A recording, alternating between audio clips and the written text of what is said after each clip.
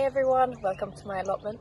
It's actually a beautiful day today in November and I'm here about to extend this bed a bit further out. And the method I use for all my bed making is no dig or no till.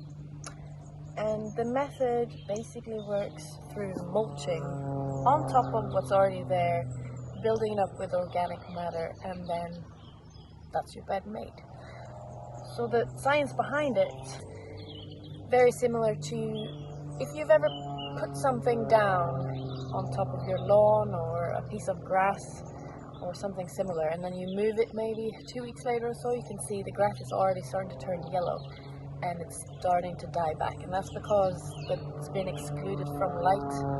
And weeds, as well as your plants, need sunlight to survive. So if we cover them up and starve them of light, they will die back, leaving you with a weed-free bed to grow your vegetables in. So there's a lot of information out there on the internet today about how to make a no-dig bed, but it is, in its simplest forms, very easy.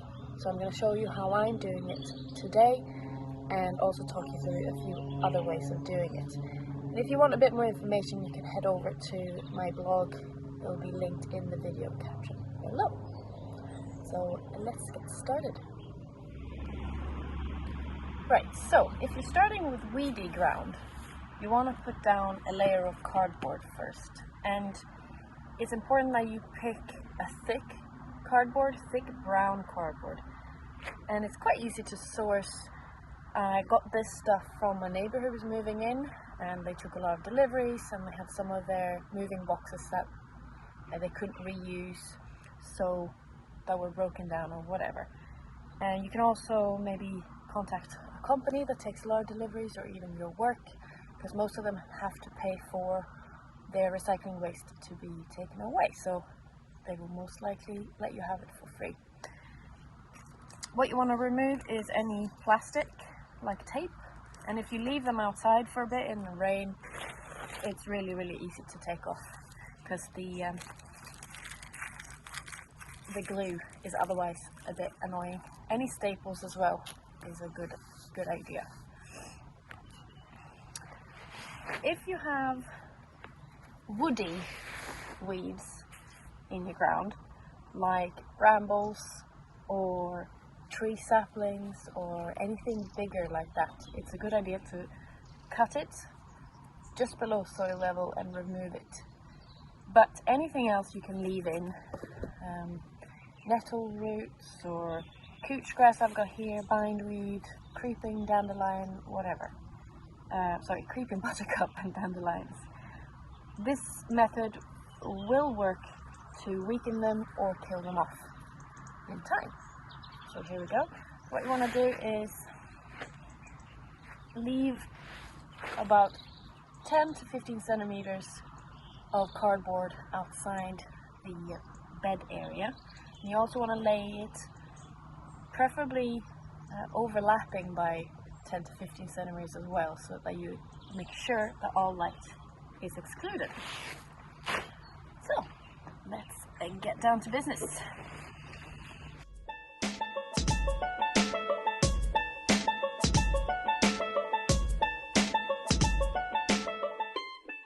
So there we are. The cardboard will break down fairly quickly, and the breakdown process will attract earthworms and other microorganisms that will also engage in breaking down the weeds underneath, and all this feeds the soil underneath, meaning that you get, over time, you get a healthier soil to grow your veg in. So the next layer I'm going to put down is the organic mulch.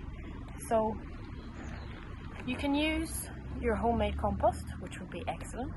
You can buy compost in bags or in bulk bags. You can also get well-rotted manure to use, which might be a cheaper option, especially if you could buy it younger and then store it somewhere for a year to break down fully, and then it would be perfect to use for this. So I'm gonna cover this with about a 5 centimeter layer and it won't go all the way out to the edge of the cardboard, but we'll leave it about a 10 centimeter gap or so all around it.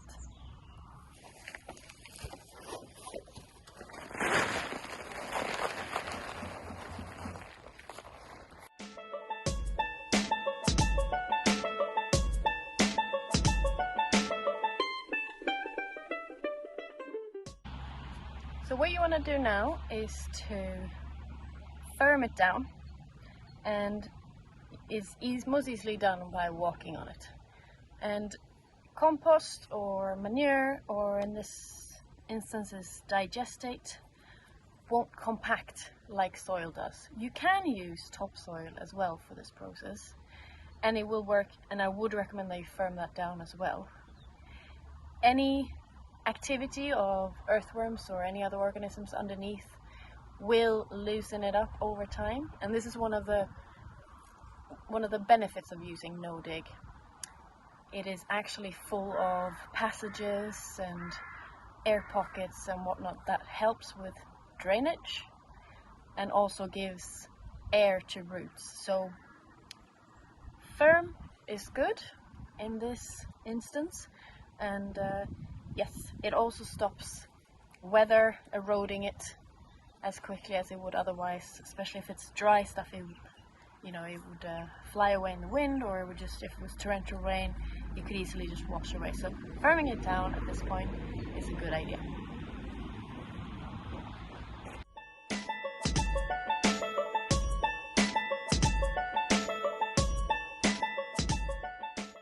So I'm doing this in the winter, and I'm hoping to plant in this bed come spring. But in order to make sure I maximize the weed killing properties of this bed, I'm going to cover it with a layer of dark plastic to increase the light exclusion, and when I come to plant, I can just plant through a slit in it, and that will keep suppressing the weeds for a longer period of time. If you're doing this in summer when the weeds are fully growing, the impact on them would be higher. Now they've kind of gone into their winter mode, they slow down growth anyway, so they could easily just bide their time until spring and shoot up. So if the winter is part of your covering process, you might need to leave it longer. Some weeds, like bindweed, have roots that can grow and grow and grow. I don't know for how far they could grow without seeing daylight, but I believe it's like a kilometer. It feels like that anyway. So this period of time that I'm using it for here is probably not going to be enough to kill it. It is rampant on my plot, but I know if I keep weakening it like I have done in my other beds here, it will slowly get so weak that it's not an issue anymore. These beds are 3 years old since I made them using this method, and they're completely manageable compared to a bed that's only been done the year before. So it is a huge improvement every year if you keep weakening it. They cannot live through repeated digging up processes, basically.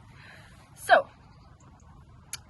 what you can use as a plastic cover is you can buy thick polythene sheets online on Amazon, and you want it to be black and you want it to be so thick that you can't see the sun through it. If you can see the sun through it, the weeds can see it as well, and that will be enough for some of the weeds. Bindweed, I'm looking at you. Sorry, you can use tarp, but it's a woven kind of fabric, which means that light can get through there. It is possible to use, and if that's the only thing you have, use it. But one thing that you can also use, especially if you bought mulch in bags, is the bags themselves. So I've got a pile that I'm going to use. I'm going to keep them as a bag, so they'll be double, and I'm going to overlap them and I'm going to weigh them down. And that will work. It won't be pretty, but it will work. And a few months from now, I can remove those bags and the bed will look absolutely perfect. And of course, it's also a great reuse of that plastic that we just do not want to just use and throw away. Right, I've turned my bags around. It was an utterly filthy job, but it's done now. So I'm going to use them overlapping, and then I'm going to weigh them down. So one thing to bear in mind is that slugs love living under a dark piece of plastic like this. So if you have sensitive crops nearby, maybe keep an eye on it and go through and remove any slugs that you find, or have a look later in the video and maybe choose that method of no dig instead of this one. Okay, let's get going.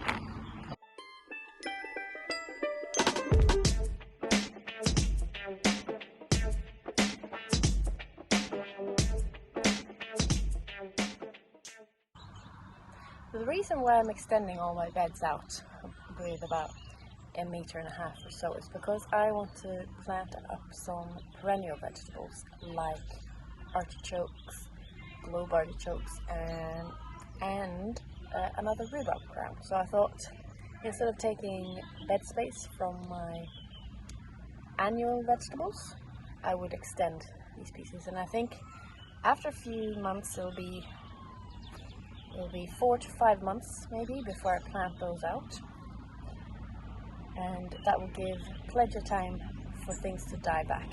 But as I said, I will probably plant through the plastic to give the weed killing process just a bit longer. But hopefully you'll see the progress of these beds in an update earlier next year. We can have a sneak peek underneath and see what's going on. So that's it. I've used spare pieces of metal shelving that we have lying around our allotments. Anything will do. Just with rotting wood is another slug habitat, so just be wary of that. But yes, so I'm going to take you over now to my autumn fruiting raspberries, which I planted earlier this year, and when they arrive as bare root, and I'll show you I used a different type of no-dig bed. So here we are with my autumn fruiting raspberry bed. There's still some flowers on here because it's been such a mild autumn so far, but I think, as you can see, they're coming to an end. Anyway, these arrived earlier in spring and I needed to plant them up quickly. I had no space available, so I knew I needed to make a new bed. But I also knew I didn't want to plant them through plastic. So instead of doing the 5 centimeter mulch, I went for a 15 centimeter. And that's enough to exclude the light in a similar fashion to having it plastic covered. So if you have more organic matter, this might be a better method for you. Or if you're short on time and you want to plant in straight away, and instead of, like I'm doing, putting in artichokes where you just put one plant per square meter, you might want to put in lettuce, and you know, you plant them much more closer, so you wouldn't want to plant them through polythene, and also they'd get eaten by slugs who would be happily living under there. So if that's what you need your bed for, I would recommend doing it this way instead. So I put cardboard down first, just straight onto this turf, 10 centimeter of topsoil because that's what I had, and then a 5 centimeter layer of general compost on top, and then I planted the raspberry canes into that, and they have done really well. They have fruited this year already. As you can see, there's still some bindweed coming through here, and you just have to keep on top of it the first year, and especially around the edges. This will be the weak point because it's a thinner layer of mulch as it is sort of mounded, this bed, but also it will take some time before those kind of weeds are properly weakened.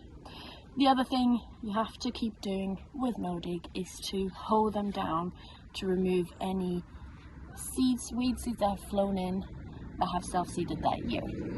But you will find, as I have found, it is so much less weed filler in these kind of beds. It is amazing. Even the first year, there is a huge difference. So I hope it's been useful for you, and let me know if you have any questions in the comments. And yes, let me know how you get on.